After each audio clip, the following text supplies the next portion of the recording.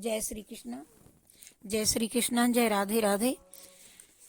कार्तिक शुक्ला प्रतिपदा और यम द्वितीया के कृत तथा बहन के घर में भोजन का महत्व। भाई दूज की कहानी में ये ब्रह्मा जी कहते हैं कि तत्पश्चात प्रतिपदा को आरती करके स्वयं वस्त्रानुभूषणों से सुशोभित हो कथा गायन कीर्तन और दान आदि के द्वारा दिन को व्यतीत करे। इस दिन स्त्री और पुरुष सभी को तिल का तेल लगा करके स्नान करना चाहिए और इस प्रतिपदा को जो लोग तेल स्नान आदि पूर्वक पूजन करेंगे उनका वह सब कुछ अक्षय ही अक्षय होगा। संसार में प्रतिपदा तिथि प्रसिद्ध है और उसे पूर्व विद्या वेधा होने पर नहीं ग्रहण करना चाहिए। अमावस्या विद्ध प्रतिपदा में तेलाभ्यंग नहीं करना चाहिए, अन्यथा मनुष्य मृत्यु को प्राप्त हो जाता है। यदि दूसरे दिन एक घड़ी भी अविद्या अमावस्या के भेद से रहित प्रतिपदा हो तो उत्सव आदि कार्यों में मनीषी पुरुषों को उसे ही ग्रहण करना चाहिए और दूसरे दिन यदि थोड़ी सी प्रतिपदा ना हो तो पूर्व विद्या तिथि ही ग्रहण करनी चाहिए। उस दशा में वह दोष कारक नहीं होती है। जो मनुष्य इस स्थिति में और जो इस तिथि में या उस शुभ दिन में जिस रूप से स्थित होता है उसी स्थिति में वह 1 वर्ष तक रहता है। इसीलिए यदि सुंदर दिव्य एवं उत्तम भोगों को भोगने की इच्छा हो तो उस दिन मंगल में उत्सव करे। कोई सुंदरकांड, कोई रामायण, कोई गीता और कोई किसी को दान पुण्य करे। प्रातःकाल गोवर्धन की पूजा करे। उस समय गौओं को विभूषित करना चाहिए और उनसे बोझा ढोना और दूहने का दूध निकालने का काम उस दिन नहीं लेना चाहिए, अर्थात उस दिन उनको छुट्टी पर छोड़ना और गायों का दूध केवल बछड़ों के लिए। गोवर्धन पूजन के समय इस प्रकार प्रार्थना करनी चाहिए। गोवर्धन धरा धारा गोकुल त्राणकारका विष्णु बाहु कृतोच्छाया गवाम कोटि प्रदो प्रभा। विष्णु बाहु कृतोच्छाया गवाम कोटि प्रदो भवा। या लक्ष्मीर्लोकपालानां धेनुरूपेण संस्थिता। घृतं वहति यज्ञार्थे मम पापं व्यपोहुतु। अग्रता सन्तु मे गावो मे सन्तु पृष्ठता। गावो मे हृदये सन्तु गवां मध्ये वसाम्यहम्। गोवर्धन धराधारा गोकुल त्राणकारका विष्णुबाहु कृतोच्छाया गवाम कोटि प्रदो भवा। पृथ्वी को धारण करने वाले गोवर्धन आप गोकुल की रक्षा करने वाले हैं। भगवान विष्णु ने अपनी भुजाओं से आपको ऊंचे उठाया था। आप मुझे कोटि गौदान देने वाले हो। लोकपालों की जो लक्ष्मी यहाँ धेनु रूप से विराज रही हैं वह यज्ञ के लिए घृत का भार वहन करती हैं। गौ माता यज्ञ के लिए घृत का भार वहन करती हैं। वह मेरे पापों को दूर करें।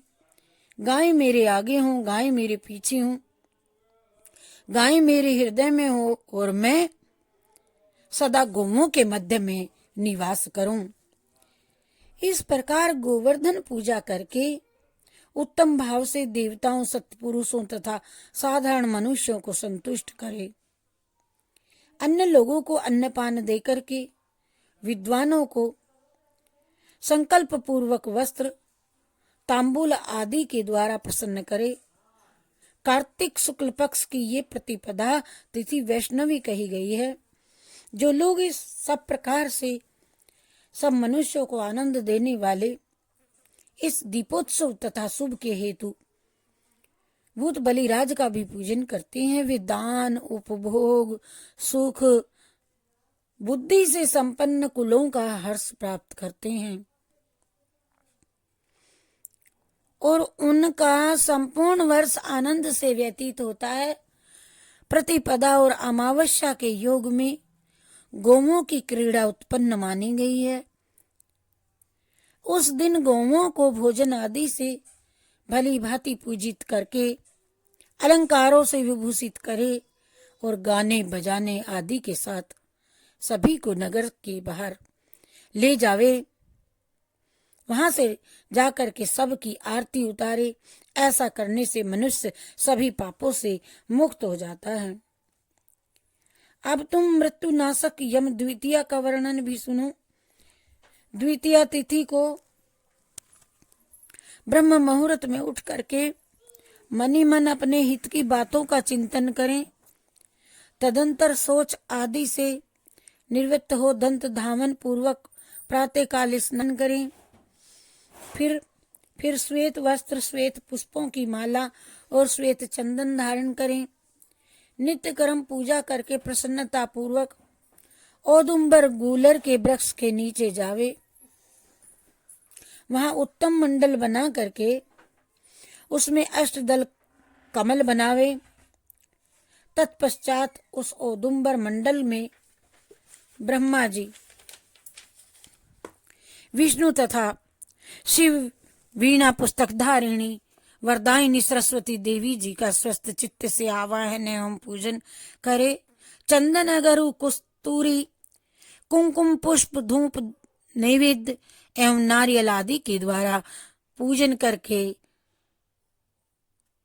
अल्प मृत्यु निवारण के लिए वेद वेत्ता ब्राह्मण को अलंकार सहित दूध देने वाली सबत्सा गाय दान करे। उस समय ब्राह्मण से इस प्रकार कहे कि हे विप्र, मैं अल्प मृत्यु का निवारण करने के लिए संसार समुद्र से तारने वाली ये सीधी सादी गाय आपको दे रहा हूं, और यदि गाय न मिल सके तो ब्राह्मण को भक्ति पूर्वक एक जोड़ा जूता ही अर्पण करें। तदंतर पूजा समाप्त करके भगवान विष्णु में भक्ति रखते हुए अपने कुटुंब के श्रेष्ठ वयोवृद्ध पुरुषों को भक्ति भाव से श्रद्धा भक्ति के साथ में प्रणाम करे और फिर उनके अनेक प्रकार के सुंदर फलों द्वारा अपने स्वजनों को तृप्त करे। उसके बाद अपनी सहोदरा बड़ी भगिनी बहन के घर जाए और उसे भी भक्ति पूर्वक प्रणाम करते हुए कहे, हे सौभाग्यवती बहन, तुम कल्याणमयी हो। मैं अपने कल्याण के लिए तुम्हारे चरणारविंदों में प्रणाम करने के उद्देश्य से तुम्हारे घर में आया हूँ। और ऐसा कह करके बहन को भगवत बुद्धि से प्रणाम करे। तब बहन भाई से यह उत्तम वचन कहे, भैया, आज मैं तुम्हें पाकर के धन्य हो गई हूँ। आज सचमुच आज मैं मंगलमयी हूँ।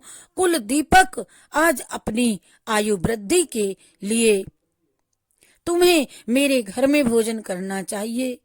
मेरे सहोदर भैया, पूर्व काल में इसी कार्तिक शुक्ला द्वितीया को यमुना जी ने अपने भाई यमराज को अपने ही घर में भोजन कराया था और उनका सत्कार किया था। उस दिन कर्म पास में बंधे हुए नारकीय पापियों को भी यमराज छोड़ देते हैं, जिससे वे अपनी इच्छा के अनुसार घूमते हैं। और इस तिथि में विद्वान पुरुष भी प्राय अपने घर में भोजन नहीं करते। बहन के ऐसा कहने पर व्रतवान पुरुष वस्त्र और आभूषणों से हर्ष पूर्वक उनका पूजन करे। बड़ी बहन को प्रणाम करके उसका आशीर्वाद ले। तत्पश्चात सभी बहनों को वस्त्र आभूषण दे करके संतुष्ट करे। अपनी सगी बहन न होने पर चाचा की पुत्री तथा पिता की बहन के घर जाकर आदर पूर्वक भोजन करे। हे नारद, जो इस प्रकार यम द्वितीया का व्रत करता है वह अल्प मृत्यु से मुक्त हो, पुत्र पौत्र आदि से संपन्न होता है और अंत में मोक्ष पाता है। और ये सभी व्रत और नाना प्रकार के दान गृहस्थ के लिए योग्य हैं। व्रत में लगा हुआ जो पुरुष यम द्वितीया की इस कथा को सुनता है उसके सब पापों का नाश हो जाता है, ऐसा माधव का कथन है। कार्तिक शुक्ल की द्वितीया को यमुना जी में स्नान करने वाला पुरुष यमलोक का दर्शन नहीं करता। और जिन्होंने यम द्वितीया के दिन अपनी सौभाग्यवती बहन को वस्त्र दान आदि से संतुष्ट किया है, उन्हें 1 वर्ष तक कलह अथवा शत्रु भय का सामना नहीं करना पड़ता। उस तिथि को यमुना जी ने बहन के स्नेह से यमराज देव को भोजन कराया था इस तिथि को। इसीलिए उस दिन जो भी बहन अपने हाथ से बनाया भोजन भैया को कराती है वह धन और उत्तम संपदा को प्राप्त होती है। राजाओं ने जिन कैदियों को कारागृह में डाल रखा हो उन्हें यम द्वितीया के दिन बहन के घर भोजन करने के लिए अवश्य भेजना चाहिए।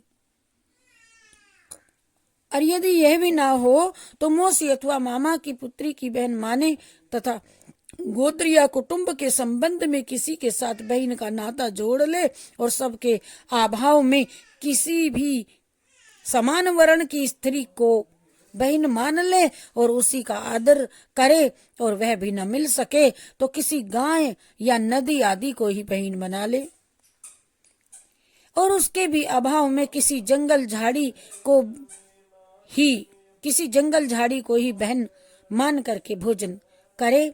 यम द्वितीया को कभी भी अपने घर में भाई भोजन न करे। भाई के भोजन में वही द्वितीया दोज ग्रह बन जाती है। जो दोपहर के बाद तक मौजूद रहे। हरि शरणम हरि शरणम हरि शरणम हरि शरणम हरि शरणम हरि शरणम हरि शरणम हरि शरणम।